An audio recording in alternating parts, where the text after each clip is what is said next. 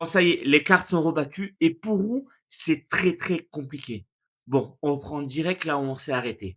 Roux, elle s'est fait arrêter par la DEA et elle se fait clairement piéger par eux et elle se fait manipuler.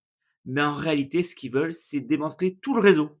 Ils cherchent pas à l'arrêter elle et ils connaissent très bien Laurie et ça prouve que c'est une cible beaucoup plus grosse que ce qu'on imaginait et forcément, Roux accepte de devenir une indique, sinon elle va direct en prison. Mais le problème avec elle, c'est qu'elle a jamais été bonne pour mentir et être sous pression. Et ça se voit.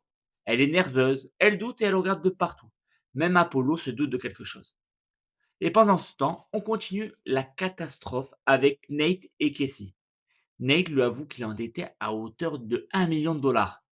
Et là, Casey comprend que tout est fake. Elle prend ses affaires et elle va demander de l'aide à Maddie pour essayer de sauver la situation. Parce que malgré leur passé compliqué, c'est encore elle qui répond présent. Après, je sais pas, j'ai l'impression que c'est pour la piéger ensuite. Et Cassie lui fait confiance. Car elle est complètement perdue et en roue libre. Et en parallèle, t'as Alexis qui essaie de faire avancer un projet et elle confie à Jules une œuvre artistique pour son émission. Sauf que Jules, elle livre un truc complètement chaotique.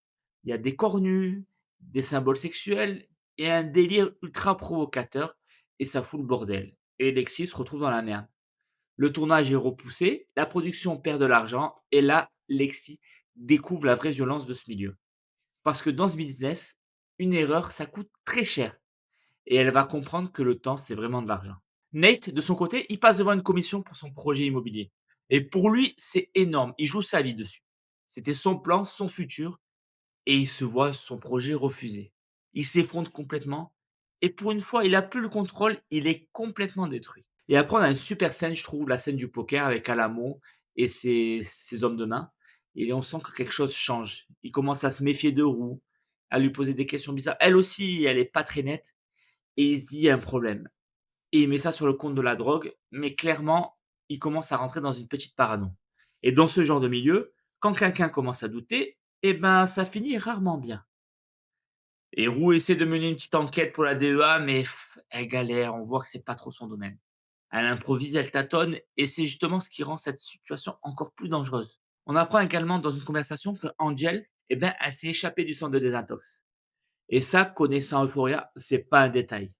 C'est clairement quelque chose qui va revenir. Et Roux, elle commence un peu à ouvrir les yeux sur le milieu d'Alamo. Mais elle a pas trop le temps de réfléchir quand le club de striptease, eh ben, il se fait braquer. Et elle reconnaît Trish sur la vidéosurveillance. Et là, ça va être la guerre entre Laurie et Apollo. Même si moi, personnellement, j'ai l'impression que c'est Angel qui conduit le pick-up. Après, je trouve que cet épisode, franchement, il est un peu en dessous des autres. Vous en avez pensé quoi? Et surtout, vous pensez que Roux, elle va se faire griller dans combien de temps?